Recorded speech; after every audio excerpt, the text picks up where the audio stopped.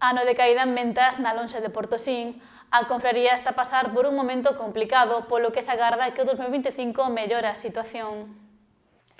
O 2024 será recordado en moitas confrarías da comarca como un ano duro e de caídas generalizadas. Os pósitos dependentes do marisqueo registraron unha mingua importante das ventas, algo do que tampouco escaparon os portos nos que o cerco ten moito peso. Este é o caso de Portosín, que está a pasar por un momento complicado.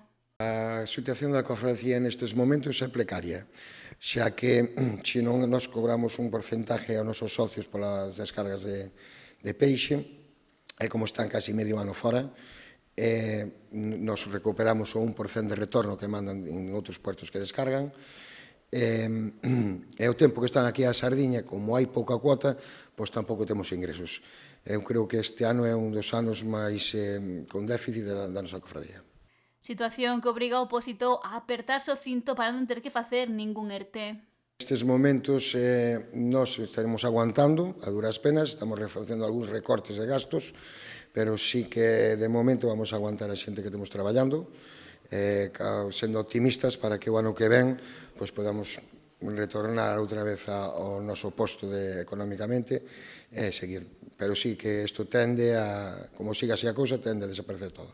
O 2024 foi un ano difícil para os armadores e tamén para a confraría. Na lonxa local comercializáronse 2.102 toneladas de peixe que xeraron apenas 2 millóns de euros. Sen embargo, no 2023 vendéronse 3.517 toneladas por case 3,4 millóns de euros. Este ano foi moi complicado para a flota polas distintas maneiras, logo entre malos tempos e pouca cuota de peixe, o que implica que o poder adquisitivo das empresas foron bastante críticas. Polo tanto, a cofradía síntese amenazada, xa que nós traballamos con eles traballan con nós. Se eles van mal, nós tamén. Un dos puntos que máis preocupa é a falta de cotas das especies que captura o cerco, como o caso da sardiña. Estáse notando que os barcos, cando veñen da anchoa, xa non teñen aquí que pescar. As cuotas son insuficientes. Estamos esperando que fagan unhas mostras da biomasa, da crianza do peixe da sardiña, para ver se non dá máis cuota, e poder, o ano que ven, que os barcos podan traballar todo o ano. E así poder aguantar a flota, porque os barcos están quedando sin xente, xa que o mariñeiro non pode traballar todo o ano, e teñen fillos que comen todos os días. A flota sin mariñeiros non pode salir ao mar.